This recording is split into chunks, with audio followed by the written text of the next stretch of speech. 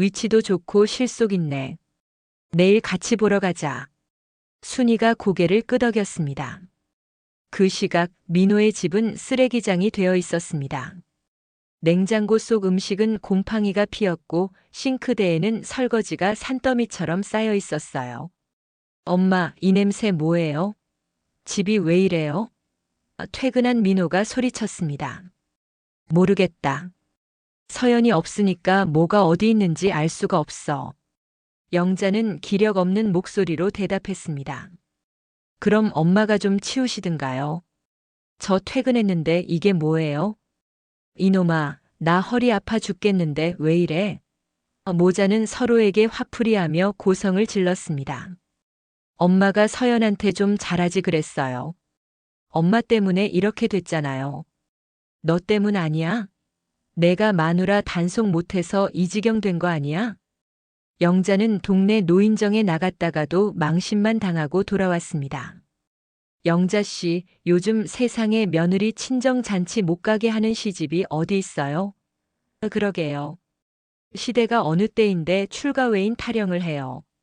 참 고리타분하네요. 동네 노인들의 핀잔에 영자는 쥐구멍이라도 찾고 싶었습니다. 서연이 집을 나간 지 일주일이 지났습니다. 그 짧은 시간 동안 시댁은 완전히 아수라장이 되었어요. 영자는 싱크대에 쌓인 설거지를 하려다 미끄러운 바닥에 허리를 삐끗했습니다. 아이고 허리야. 사람 살려. 영자는 거실 바닥에 쓰러져 신음했지만 물 한 잔 가져다 줄 사람이 없었습니다. 퇴근한 민호는 현관문을 열자마자 코를 막았어요. 집안 곳곳에서 악취가 진동했습니다. 음식물 쓰레기통은 넘쳐 흘렀고 거실 바닥에는 먼지와 머리카락이 뭉쳐서 굴러다니고 있었죠. 엄마, 집안이 왜 이래요? 밥은요? 민호가 인상을 찌푸리며 물었습니다. 허리가 나가서 꼼짝 못하겠어. 밥이 문제야? 나 죽게 생겼는데. 영자가 소파에 누워 신음했지만 민호는 짜증만 냈습니다. 아, 진짜. 그럼 배달시켜 먹어요. 나 피곤해서 누워야겠어요. 민호가 냉정하게 말하고 침실로 들어가자 영자는 눈물을 흘렸습니다. 영자는 서운함에 딸들에게 전화를 걸었어요. 지혜야, 엄마가 허리 다쳐서 꼼짝 못하겠어. 좀 와줄 수 없니? 하지만 첫째 딸의 목소리는 차갑기만 했습니다. 엄마, 나도 바빠요. 올케가 뿌린 말 때문에 우리 시어머니 감시가 얼마나 심한지 알아요? 그게 무슨 소리야? 내가 그런 말 한 적 없는데. 영자가 항변했지만 지혜는 들으려 하지 않았습니다. 나보고 출가 외인이래요. 친정 출입 자제하라고 우리 시어머니가 눈을 부릅뜨고 계시는데 어떻게 가요? 그럼 친정일은 엄마가 알아서 하셔야죠. 지혜가 차갑게 말하고 전화를 끊어버렸습니다. 지은 역시 마찬가지였습니다. 엄마, 나도 못 가요. 아이들 학원비도 밀렸고 시댁에서 친정 가는 거 눈 부릅뜨고 막아요. 올케가 전화해서 엄마 뜻이라고 했다는데 어떻게 가요? 둘째 딸도 차갑게 거절하고 전화를 끊었습니다. 영자는 휴대폰을 바닥에 던지며 울음을 터뜨렸습니다. 금이야 오기야 키운 딸들이 정작 자신이 필요할 때는 외면하는 현실이 너무나 비참했어요. 그동안 며느리 서연에게 했던 모진 말들이 하나하나 떠올랐습니다. 출가 외인 시집간 딸은 남 친정 출입 삼가라. 그 말들이 이제 부메랑이 되어 자신에게 돌아온 것이죠. 냉장고 속 음식들은 하나둘씩 상하기 시작했습니다. 서연이 정성껏 만들어 놓았던 김치는 곰팡이가 피어 먹을 수 없게 되었고 반찬통들은 악취를 풍기며 변질되어 갔어요. 영자는 배가 고파 라면이라도 끓여 먹으려 했지만 허리 통증 때문에 일어서기조차 힘들었습니다. 민호야, 라면 좀 끓여줄 수 없니? 엄마가 너무 배고파. 영자가 애원하듯 말했지만 민호는 침실에서 나오지도 않았습니다. 엄마, 저도 배달 음식 시켜 먹을 거예요. 엄마 것도 같이 시킬 테니까 기다리세요. 건성으로 대답하는 아들의 목소리에 영자는 또다시 눈물을 흘렸습니다. 한편 서연은 순이의 깔끔한 오피스텔에서 새로운 삶을 준비하고 있었습니다. 이모의 도움으로 재산 분할 서류를 차곡차곡 정리하고 앞으로의 계획을 세우고 있었어요. 서연아, 서류 정리는 다 됐니? 순이가 따뜻한 차를 내밀며 물었습니다. 네, 이모. 5년간 제 통장에서 빠져나간 금액이랑 시댁 명의로 쓴 지출 증빙 자료 다 정리했어요. 서연이 노트북 화면을 보여주자 빼곡한 숫자들이 보였습니다. 생활비로 매달 150만 원씩 받았다고 하면서 실제로는 80만 원만 주고 나머지는 시누이들 용돈으로 쓴 내역도 다 있어요. 세상에, 부업으로 번 돈까지 합치면 어마어마하구나. 내가 5년 동안 시댁에 갖다 바친 돈이 2억이 넘네. 순이가 놀라며 말했습니다. 어머님은 제가 시댁 돈 빼돌린다고 구박하셨죠. 하지만 실제로는 제 돈으로 그 집 식구들 뒷바라지 한 거예요. 이 서류 보면 다 알 수 있어요. 서연의 목소리에 억울함이 담겨 있었지만 이제는 그 억울함을 제대로 증명할 수 있는 무기가 생긴 것입니다. 재산 분할 청구하고 위자료도 받아야지. 걱정하지 마라. 내가 아는 변호사한테 연락해놨어. 순이가 서연의 어깨를 토닥였습니다. 이모, 이 근처에 괜찮은 아파트 하나 봐주시겠어요? 제 이름으로 된 집을 갖고 싶어요. 더 이상 남의 집에 얹혀 사는 신세는 되고 싶지 않아요. 서연이 부동산 앱을 보여주며 말했습니다. 화면에는 깔끔한 신축 아파트들이 보였어요. 위치도 좋고 실속 있네. 내일 같이 보러 가자. 내가 번 돈으로 당당하게 계약하는 거야. 순이가 고개를 끄덕였습니다. 그날 밤 서연은 오랜만에 편안한 잠을 잤습니다. 시댁에서 늘 긴장하고 눈치 보며 살았던 지난 5년과는 달리 이제는 자유로웠어요. 그 시각 민호의 집은 점점 더 쓰레기장이 되어가고 있었습니다. 냉장고 속 음식은 곰팡이가 피었고 싱크대에는 설거지가 산더미처럼 쌓여 있었어요. 거실 바닥은 발 디딜 틈도 없이 어질러져 있었고 화장실은 청소가 안 돼서 악취가 진동했습니다. 엄마, 이 냄새 뭐예요? 집이 왜 이래요? 퇴근한 민호가 또다시 소리쳤습니다. 모르겠다. 서연이 없으니까 뭐가 어디 있는지 알 수가 없어. 청소는 어떻게 하는 건지도 모르겠고. 영자는 기력 없는 목소리로 대답했습니다. 그럼 엄마가 좀 치우시든가요. 저 퇴근했는데 이게 뭐예요? 친구들 집은 다 깨끗한데 우리 집만 왜 이래요? 민호가 짜증을 냈습니다. 이놈아, 나 허리 아파 죽겠는데 왜 이래? 내가 좀 도와주면 안 돼? 영자도 화를 냈습니다. 모자는 서로에게 화풀이하며 고성을 질렀습니다. 엄마가 서연한테 좀 잘하지 그랬어요. 엄마 때문에 이렇게 됐잖아요. 서연이가 얼마나 집안일 잘했는데 그걸 몰랐어요? 민호가 원망 섞인 말을 내뱉었습니다. 내 때문 아니야? 내가 마누라 단속 못해서 이 지경 된 거 아니야? 내가 서연이한테 좀 잘해주지 그랬어. 영자도 지지 않고 소리쳤습니다. 집안은 온통 싸움판이 되었고 예전의 평화로운 일상은 완전히 사라져버렸습니다. 영자는 동네 노인정에 나갔다가도 망신만 당하고 돌아왔습니다. 영자 씨, 요즘 세상에 며느리 친정잔치 못 가게 하는 시집이 어디 있어요? 그것도 외동딸인데 말이야. 노인정 할머니들이 수군거렸습니다. 그러게요. 시대가 어느 때인데 출가 외인 타령을 해요. 참 고리타분하네요. 그러다가 며느리한테 버림받은 거 아니에요? 다른 할머니가 거들었습니다. 들리는 소문에 며느리가 이혼 소송까지 걸었다던데요. 이제 어쩌려고 그래요?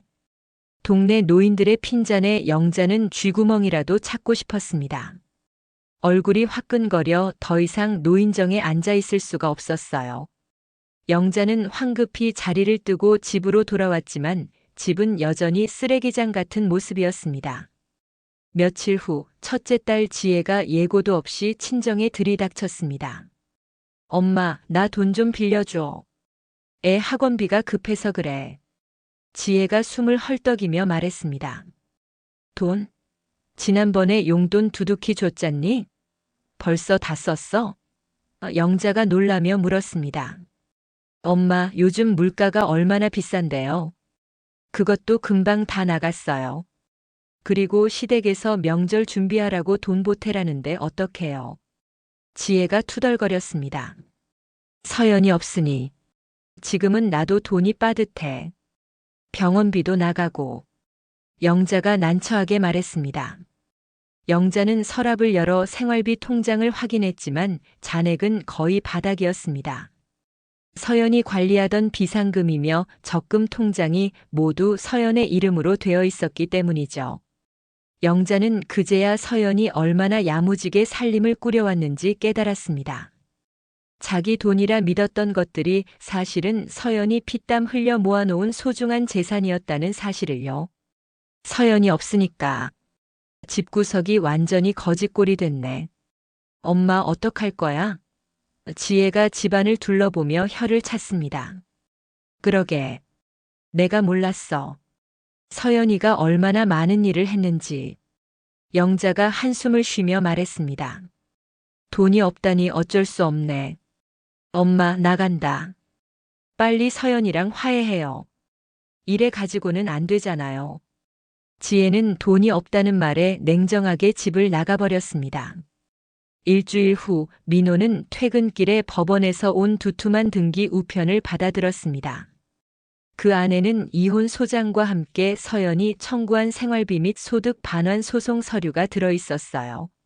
서류에는 지난 5년간 서연이 시댁에 제공한 금전적 기여와 그에 대한 보상 청구 내역이 빼곡히 적혀 있었습니다. 엄마 큰일 났어요. 서연이 우리를 고소했어요. 민호가 사색이 되어 영자에게 소장 내용을 읽어줬습니다. 생활비 명목으로 받은 돈과 실제 사용액의 차액 7천만 원, 부업으로 번 소득 중 시댁에 제공한 금액 1억 3천만 원. 총 2억 원의 반환을 청구한다. 글자를 한자 한자 확인하던 영자는 충격에 휩싸여 급기야 입에 거품을 물고 바닥으로 쓰러졌습니다. 엄마, 정신 차려요 엄마. 민호가 울부짖으며 영자를 흔들었습니다. 집안의 빛이었던 아내가 사라진 자리는 차가운 지옥일 뿐이었죠. 그 시각 서연은 순이와 함께 아파트 매매 계약서에 도장을 찍고 있었습니다. 축하한다, 서연아. 이제 진짜 내 인생, 내 집이 생긴 거야. 순이가 환하게 웃으며 말했습니다. 고마워요, 이모.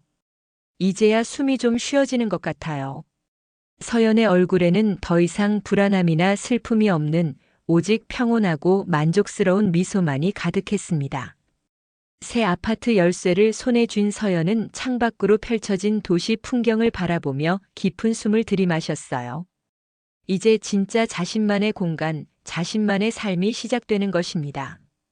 이혼 소장을 받고 나서 며칠이 지난 어느 날 오후 영자는 집에서 쉬고 있었습니다. 쓰러진 후 병원에 다녀왔지만 의사는 스트레스 관리를 하라는 말만 했어요. 하지만 어떻게 스트레스를 관리할 수 있을까요? 며느리는 떠났고 딸들은 찾아오지 않고 아들은 차갑기만 한데 말이죠. 오후 2시쯤 전화벨이 요란하게 울렸습니다. 여보세요? 영자가 기력 없는 목소리로 받았습니다. 박영자 씨 본인 맞습니까?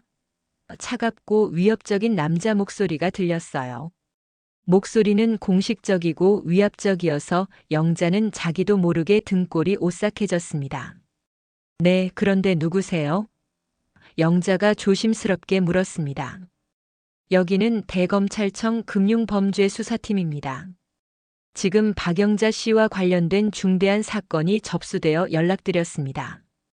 검찰청이라는 말에 영자의 얼굴이 순식간에 하얗게 질렸어요. 평생 경찰서 구경도 못 해본 노인에게 검찰청은 저승사자보다 무서운 이름이었습니다. 검찰청이요? 제가 무슨 죄를 지었다고요? 저는 평생 법 어긴 적 없는 사람인데. 영자의 목소리가 떨렸습니다. 지금 상황이 아주 심각합니다. 박영자 씨, 당신 며느리 이서연이 당신을 거액의 횡령 및 금전 갈취 혐의로 고소했습니다. 남자의 목소리는 더욱 엄중하게 영자의 귀를 때렸습니다. 횡령요? 그게 무슨 말도 안 되는 소리예요? 제가 뭘 횡령했다는 거예요? 영자는 펄쩍 뛰었지만 수사관이라는 남자는 침착하게 말을 이었습니다. 이서연이 지난 5년간 당신이 생활비와 부업 수입을 부당하게 갈취했다며 확실한 증거 자료를 제출했습니다. 통장 내역, 가계부, 녹취록까지 전부 다요. 그건 오해예요. 우리 집 살림하느라 쓴 돈인데. 영자가 변명하려 했지만 남자는 들으려 하지 않았습니다. 변명은 나중에 하시고 지금 당장 조치하지 않으면 국가에서 당신 명의의 아파트랑 통장 전부 압류합니다. 이미 법원에서 가압류 결정이 났어요. 가압류요? 그럼 우리 집을 뺏어간다는 거예요? 영자는 숨이 막히고 가슴이 두근거렸습니다. 평생 모아온 재산, 그 아파트가 사라진다는 생각에 눈앞이 캄캄해졌어요. 수사관님, 그럼 어떻게 해야 해요? 저 좀 살려주세요. 제발요. 방법이 하나 있긴 합니다. 지금 당장 은행 가서 아파트 담보로 대출 최대한 받으시고 적금도 모조리 해지하세요. 무조건 현금으로 만들어야 압류를 피할 수 있습니다. 현금은 추적이 어려워서 법원에서도 손 못 대거든요. 남자의 말이 그럴듯하게 들렸습니다. 현금으로요? 그런데 그 큰 돈을 어디에 보관해요? 그건 제가 안전한 곳을 알려드리겠습니다. 검찰청에서 지정한 비밀 보관소가 있어요. 일단 현금을 만드시는 게 급선무입니다. 네네. 알겠습니다. 그런데 우리 아들한테 물어보고. 영자가 말하려는 순간 남자가 급하게 끊었습니다. 절대 안 됩니다. 이건 국가기밀수사예요. 누구한테라도 말하면 공무집행방해로 당신도 구속됩니다. 아들이나 딸한테도 절대 말하지 마세요. 알겠습니까? 남자의 엄중한 경고에 영자는 고개를 끄덕였습니다. 네네. 알겠습니다. 아무한테도 말 안 할게요. 영자는 이제 남자의 말을 신의 계시라도 되는 양 믿게 되었습니다. 공권력에 대한 공포와 재산을 지켜야 한다는 탐욕이 노인의 판단력을 완전히 흐려버린 것이죠. 영자는 허겁지겁 외투를 걸치고 신발도 제대로 신지 않은 채 집을 뛰쳐나갔습니다. 손에는 휴대폰을 꽉 쥐고 남자의 지시에 따라 홀린 듯이 은행으로 향했어요. 거리의 사람들이 이상하게 쳐다봤지만 영자는 신경 쓸 겨를이 없었습니다. 은행 창구에 도착한 영자는 사색이 된 얼굴로 여직원에게 서류를 내밀었습니다. 담보대출이랑 여기 있는 적금도 다 깨주세요. 당장 현금으로 뽑아야 해요. 영자의 다급한 모습에 여직원이 걱정스러운 눈빛으로 물었습니다. 어머님, 이 적금은 만기가 다음 주인데 지금 깨시면 이자가 거의 없어요. 그리고 대출도 갑자기 왜 이렇게 많이 받으시려는 거예요? 혹시 무슨 일 있으세요? 젊은 여직원이 고개를 갸웃거리며 물었습니다. 그때 영자의 휴대폰에서 남자의 목소리가 들렸습니다. 아들 사업 자금이라고 하세요. 안 해주면 소리라도 질러서 빨리 처리하라고 독촉하세요. 시간이 없어요. 영자는 남자가 시키는 대로 창구 앞에서 목소리를 높였습니다. 아들이 지금 사업하다가 부도가 나게 생겼다는데 이자가 문제예요? 내 돈 내가 찾겠다는데. 왜 이렇게 잔말이 많아요? 빨리 처리해 주세요. 영자의 서슬퍼런 기세에 질린 직원은 결국 한숨을 내쉬며 서류를 처리하기 시작했습니다. 주변 고객들이 수군거리며 영자를 쳐다봤지만 영자는 개의치 않았어요. 오직 재산을 지켜야 한다는 생각뿐이었습니다. 어머님, 정말 괜찮으신 거예요?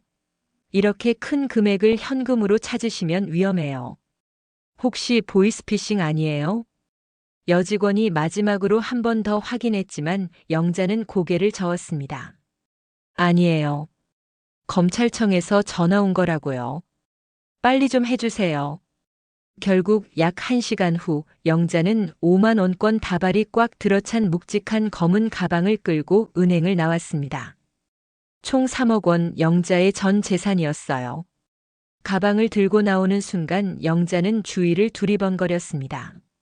누군가 자신을 지켜보는 것 같은 느낌이 들었거든요. 하지만 거리는 평소와 다름없이 사람들로 붐볐습니다.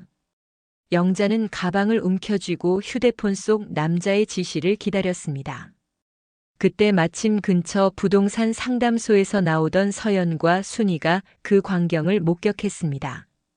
이모, 저기 시어머니세요. 서연이 놀라며 손가락으로 가리켰습니다. 어머, 맞네. 근데 표정이 왜 저래? 무슨 큰일이라도 난 것처럼 창백하네. 순이도 고개를 돌려 멀어지는 영자의 뒷모습을 봤습니다. 영자는 가방을 생명줄처럼 움켜쥐고 주위를 두리번거리면서 도둑처럼 살금살금 걷고 있었어요. 평소에 당당하던 모습과는 완전히 달랐습니다. 이상해요.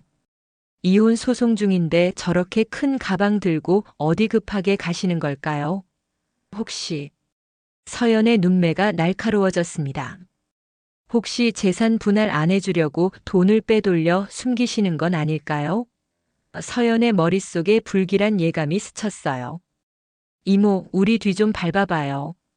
저 가방 안에 뭐가 들었는지 꼭 확인해야겠어요. 서연이 단호하게 말했습니다. 그래도 되겠니? 들키면 어쩌려고? 순이가 걱정스럽게 물었지만 서연은 고개를 저었습니다.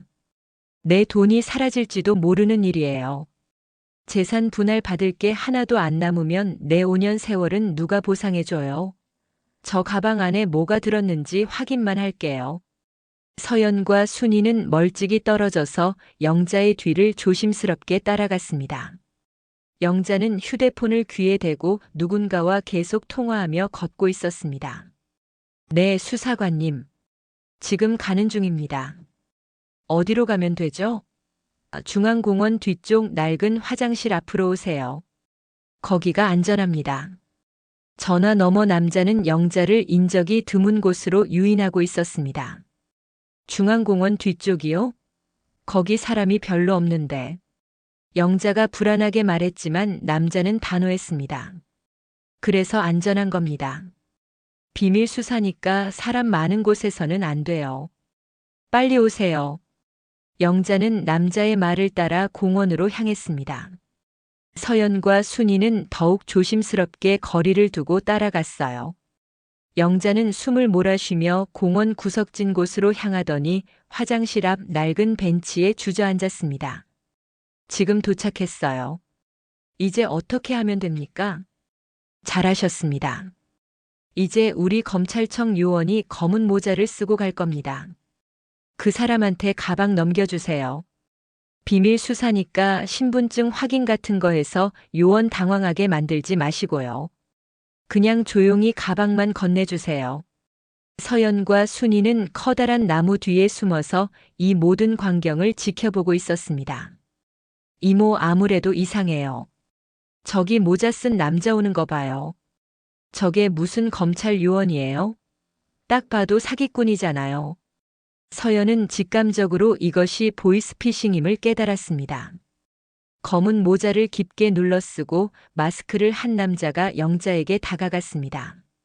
남자는 말도 없이 거칠게 손을 내밀었어요. 가방 주시죠. 남자의 목소리는 전화로 들었던 것과 달리 거칠고 무례했습니다. 영자는 가방을 건네려다 순간적으로 의구심이 들었는지 주춤했습니다. 저기, 그래도 신분증이라도 한번 보여주셔야 하는 거 아닙니까?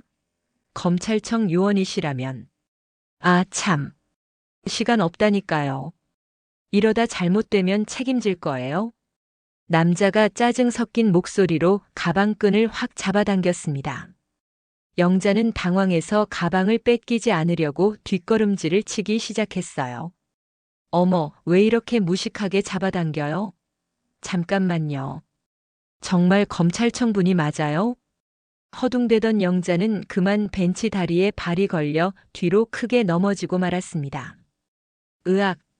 비명 소리와 함께 영자의 머리가 바닥에 박힌 커다란 돌에 둔탁하게 부딪혔어요. 퍽 하는 소리가 나무 뒤에 있던 서연과 순이의 귀에까지 들릴 정도였습니다. 거기 뭐 하는 거야? 서연이 더 이상 참지 못하고 나무 뒤에서 소리를 지르며 뛰어나갔습니다. 검은 모자 남자는 깜짝 놀라 당황했지만 바닥에 떨어진 가방을 낚아채고 도망가려 했어요. 영자는 바닥에 쓰러진 채 머리에서 붉은 피를 흘리며 신음하고 있었습니다. 내 돈, 내 아파트, 민호야. 영자는 힘겹게 중얼거리다가 이내 스르륵 의식을 잃어갔습니다. 이 도둑놈아, 거기 안 서. 서연이 도망가는 남자의 뒤를 쫓아 전력 질주했습니다.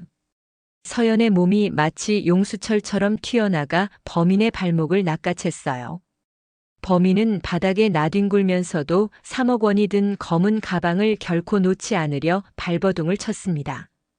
이거 나, 안 나.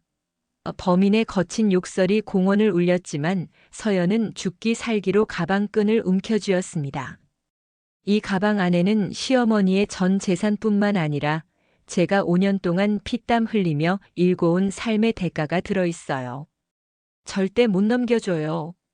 서연이 이를 악물며 소리쳤습니다. 이모, 빨리요. 이놈 좀 같이 잡아요. 서연의 처절한 외침에 뒤따라온 순이가 급히 달려와 범인의 팔을 눌렀습니다. 이미 경찰에 신고했어. 이 사기꾼 놈아. 구급차도 곧 올 테니 넌 이제 끝이야. 순이는 범인을 누르는 와중에도 한 손으로는 친분이 있던 은행 지점장에게 전화를 걸었어요. 여보세요, 김 부장님. 나 최순희예요. 지금 우리 조카딸이 보이스피싱 현장에서 범인을 잡았어요.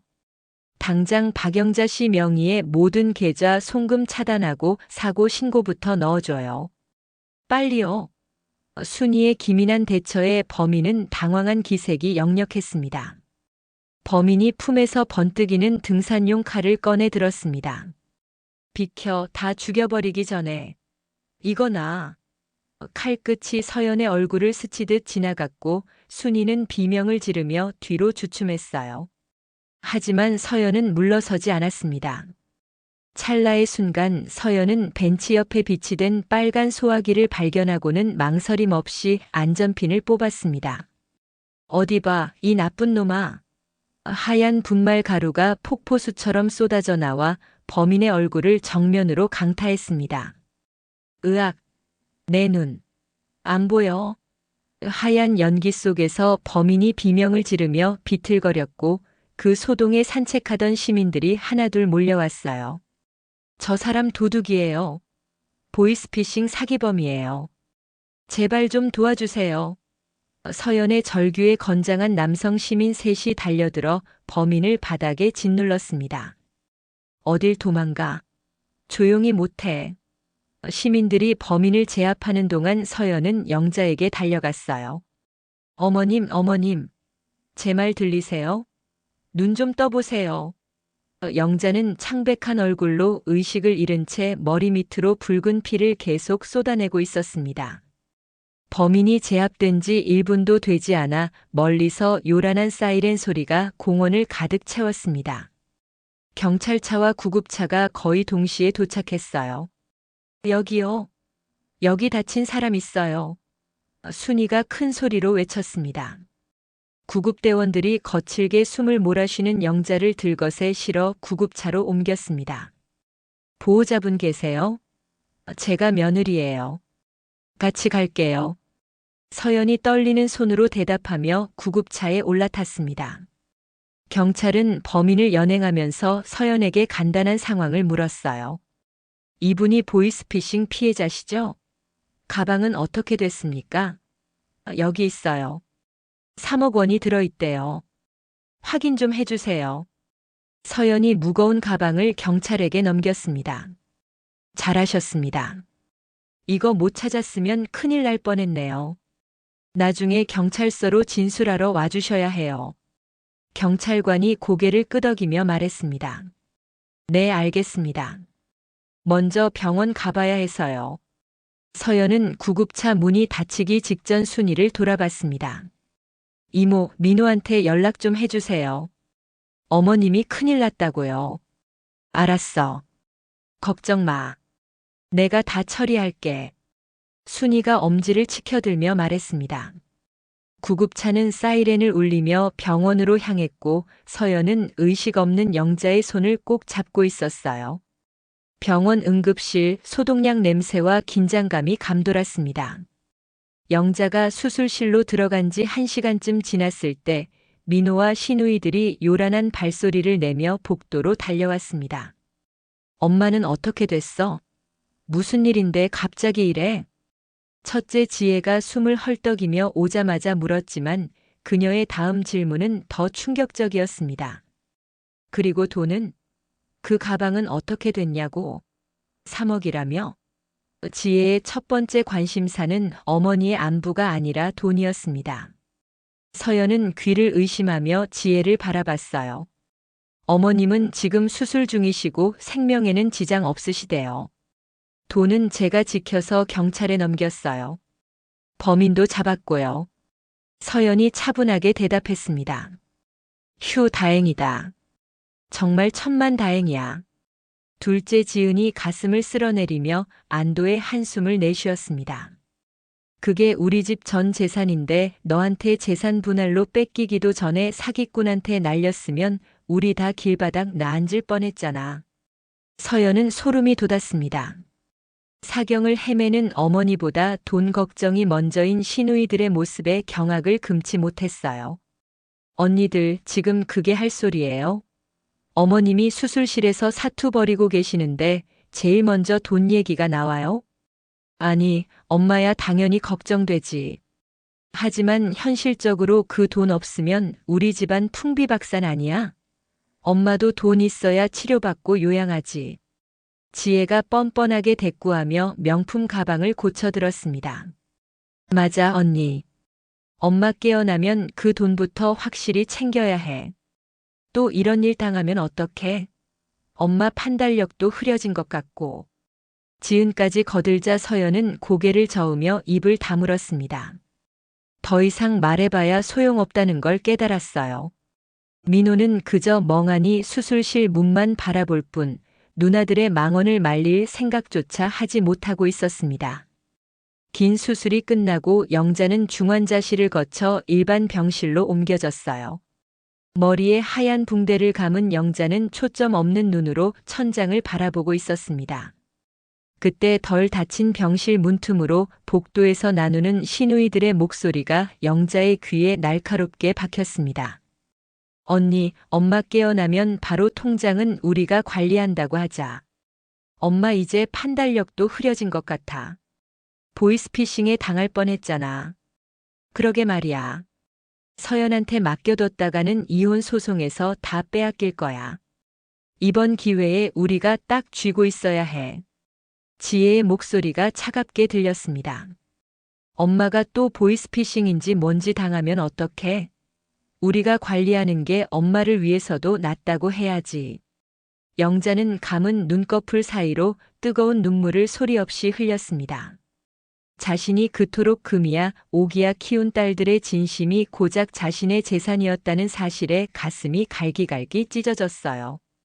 평생 딸들을 위해 살았는데 딸들은 자신의 돈만 노리고 있었던 것입니다. 그때 서연이 병실로 들어와 복도에 있던 시누이들을 차갑게 밀쳐냈습니다. 언니들, 어머님 안정이 제일 중요해요. 면회 시간 끝났으니까 다들 나가세요. 뭐야? 내가 뭔데 우리를 내쫓아? 우리가 친딸이거든. 며느리 주제에 어디서 감히 명령이야? 지혜가 발끈하며 덤벼들었지만 서연은 물러서지 않고 단호한 눈빛으로 응수했습니다. 어머님 재산 제가 피 흘려가며 지켰으니 걱정 마세요. 지금 어머님은 당신들이 아니라 휴식이 필요합니다. 서연은 문을 닫고 영자의 침대 곁으로 다가와 앉았어요. 영자는 떨리는 손을 내밀어 서연의 소매 끝을 간신히 붙잡았습니다. 서연아, 고맙다. 정말 고맙다. 영자의 갈라진 목소리에 회한이 가득 섞여 있었습니다. 고맙긴요. 제가 할 일을 했을 뿐이에요. 아니다. 내가 너한테 얼마나 모질게 굴었는데. 출가 외인이라며 내 부모 잔치도 못 가게 하고 사람 취급도 안 했는데. 영자의 눈물 섞인 고백에 서연의 눈가도 살짝 붉어졌습니다. 이제 지나간 얘기는 하지 마세요. 어머님 몸 추스르시는 게 우선이에요. 그때 순이가 병실로 들어오더니 문 밖에서 서성이는 민호와 시누이들을 한심하다는 듯 후쳐봤습니다. 이 집구석은 정말 서연이 아니었으면 진작 풍비박산 났을 거예요. 사돈들 똑똑히 들으세요. 서연이가 5년 동안 이 집에 갖다 바친 돈, 부업에서 번 돈까지 합치면 이 아파트는 서연이 거나 마찬가지예요. 순이의 서늘한 일침에 복도의 시누이들이 쥐 죽은 듯 조용해졌습니다. 딸들이요? 쟤네는 지금 어머니 돈 못 챙길까봐 달려온 하이에나들이고요. 아들이고요. 마누라 단속 하나 제대로 못한 무능력자예요. 순이의 직설적인 말에 문 밖에서 민호가 얼굴이 빨개졌습니다. 서연은 가방에서 서류 한 뭉치를 꺼내 영자 앞에 놓았습니다. 어머님, 저 더 이상 어머님께 당하고만 살 생각 없습니다. 하지만 어머님을 길바닥에 내앉게 하고 싶지도 않아요. 서연의 목소리는 차가웠지만 명확했습니다. 앞으로 어머님의 모든 재산 관리와 신변 보호를 제가 맡겠습니다. 이 위임장에 도장 찍어주세요. 그래야 저 딸들이 어머님 돈 못 건드려요. 서연이 위임장을 펼쳐 보이자 영자는 떨리는 손으로 서류를 받아들었습니다. 서연아, 그건 좀 너무하지 않아? 민호가 조심스럽게 끼어들려 했지만 서연은 서늘한 눈빛으로 남편의 말을 잘라버렸습니다. 당신은 가만히 계세요. 어머님이 사경을 헤맬 때 누나들 단속 하나 못한 사람이 무슨 염치로 나서요? 영자는 자신의 목숨보다 돈을 귀하게 여기던 딸들과 비록 이혼을 선언했지만 끝까지 자신을 구해주고 지켜준 며느리를 비교했습니다.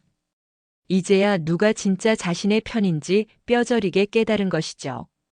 도장 찍겠다. 아니, 지장이라도 찍으마. 영자가 단호하게 말하며 인주를 찾았습니다. 엄마, 제정신이에요? 어떻게 며느리한테 다 맡겨요? 시누이들이 병실 문을 박차고 들어와 소리를 질렀지만 영자는 눈을 부릅뜨고 딸들을 향해 호통을 쳤습니다. 너희는 내 목숨이 경각에 달렸을 때도 돈 주머니 챙길 궁리만 했지. 내 목숨 지켜준 건 서연이야. 너희는 이제 내 돈 1원 한 푼도 탐내지 마라. 영자는 눈물을 훔치며 위임장에 꽉 하고 지장을 눌렀습니다. 서연아, 이제부터 날 지켜줄 사람은 너뿐이다. 이 못난 시엄마 좀 부탁한다. 영자의 목소리에 진심이 담겨 있었습니다. 서연은 위임장을 소중히 챙기며 고개를 끄덕였어요. 이제 서연은 구박받던 며느리가 아니라 이 집안의 모든 실권을 쥔 보호자가 되었습니다. 한 달 후 영자는 서연의 정성스러운 간병과 순이가 구해온 귀한 약재 덕분에 기적처럼 건강을 회복했습니다. 병원에서 퇴원한 영자는 서연의 새 아파트로 초대받았어요. 현관문을 열고 들어서자 깔끔하게 정리된 거실과 식탁이 눈에 들어왔습니다. 식탁에는 보양식으로 가득한 상이 차려져 있었습니다. 전복죽, 인삼탕, 생선구이, 각종 나물까지 정성스럽게 준비되어 있었어요. 어머님, 여기 앉으세요. 이 자리가 제일 상석이에요. 서연이 깍듯하게 말했습니다. 영자는 조심스럽게 자리에 앉으며 눈을 동그랗게 뜨고 밥상을 바라봤어요. 어머나 서연아. 이게 다 뭐야? 무슨 잔치라도 하는 줄 알겠다. 영자의 목소리에는 예전의 날카로움은 간데없고 머뭇거림이 가득했습니다. 어머님이 수술하시고 나서 기력이 너무 약해지셔서 특별히 보양하시라고 정성껏 준비했어요. 서연이 부드럽게 말하며 국을 떠서 영자 앞에 놓았습니다. 탕 위에는 전복을 통째로 썰어 넣었고 인삼향이 집안 가득 퍼졌어요. 서연아, 이걸 대체 언제 다 준비했니? 손이 보통 많이 가는 게 아닐 텐데. 영자의 떨리는 목소리에 깊은 감동과 미안함이 동시에 묻어났습니다.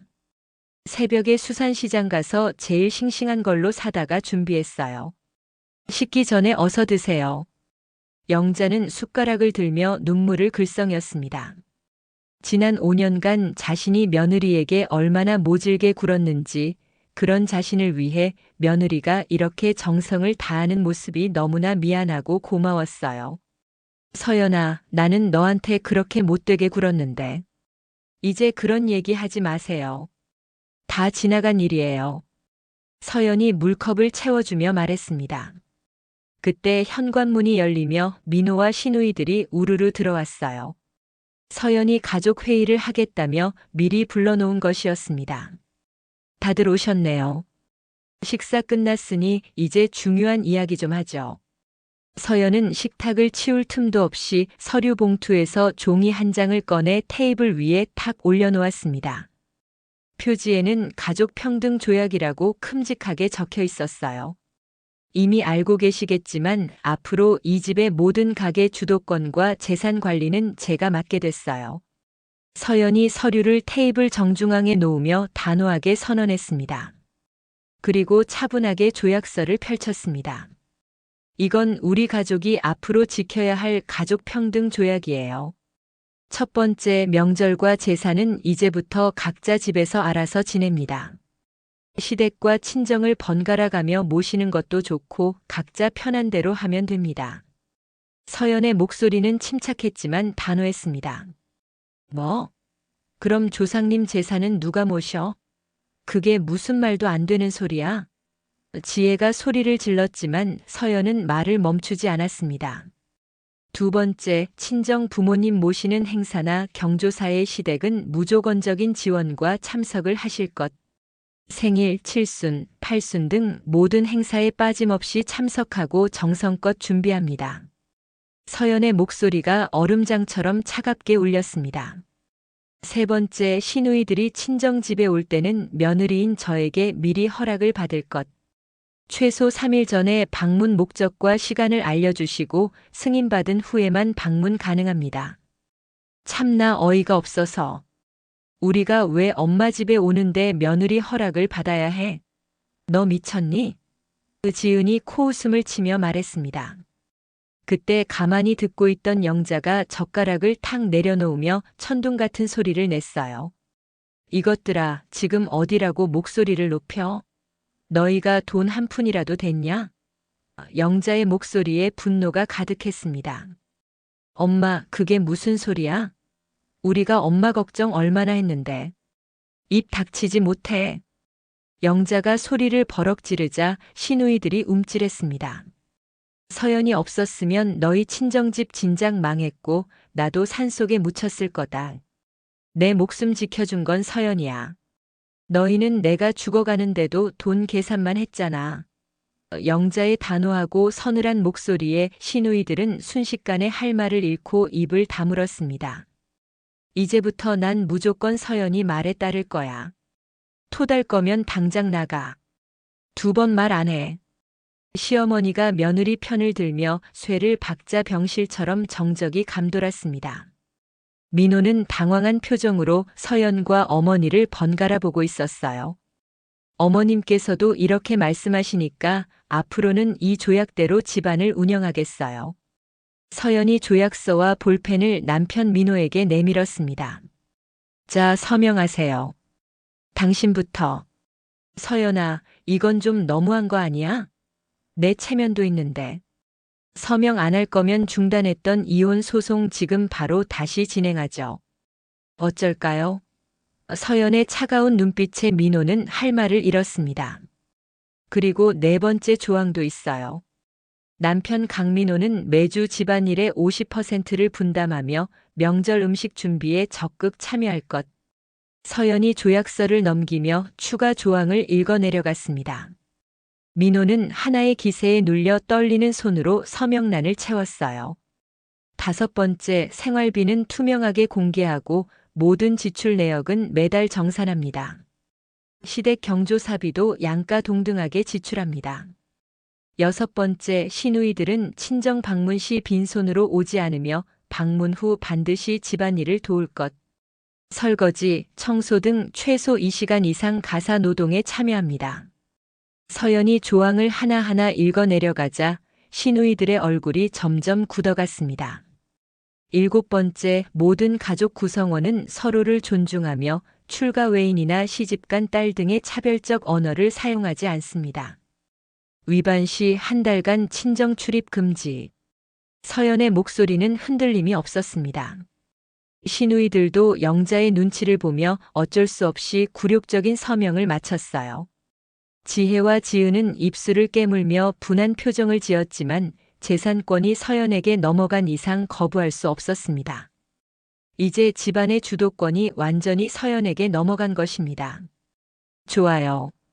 모두 서명하셨으니 오늘부터 이 조약은 효력을 발생합니다. 서연이 서류를 깔끔하게 정리하며 말했습니다. 참고로 이 조약을 위반하면 그에 상응하는 제재가 있을 거예요. 친정 방문 금지는 기본이고 심할 경우 상속에서 제외될 수도 있습니다. 서연의 경고에 시누이들은 서로 눈치만 보며 아무 말도 하지 못했습니다. 영자는 서연의 단호한 모습을 보며 흐뭇하게 고개를 끄덕였어요. 잘했다, 서연아. 이래야 사람 사는 집안이 되는 거야. 어머님, 이제 편히 쉬세요. 제가 모든 걸 챙길 테니까요. 서연이 영자의 손을 꼭 잡으며 말했습니다. 회의가 끝나고 시누이들은 씁쓸한 표정으로 집을 나갔어요. 복도에서 지혜가 지은에게 속삭였습니다. 언니, 이거 너무한 거 아니야? 우리가 엄마 집에 오는데 며느리 허락을 받아야 한다니. 어쩔 수 없잖아. 돈이 서연이한테 다 넘어갔는데. 참고 견뎌야지. 지은이 한숨을 쉬며 대답했습니다. 그날 밤 서연은 순이에게 전화를 걸었습니다. 이모, 오늘 가족 조약 서명 받았어요. 잘했다, 서연아. 이제 당당하게 내 목소리를 내며 살 수 있겠구나. 순이의 목소리에 자랑스러움이 묻어났습니다. 네, 이모. 이제 더 이상 출가 외인이라는 말 듣지 않아도 돼요. 제가 이 집안의 중심이 됐어요. 서연의 목소리에 자신감이 넘쳤습니다.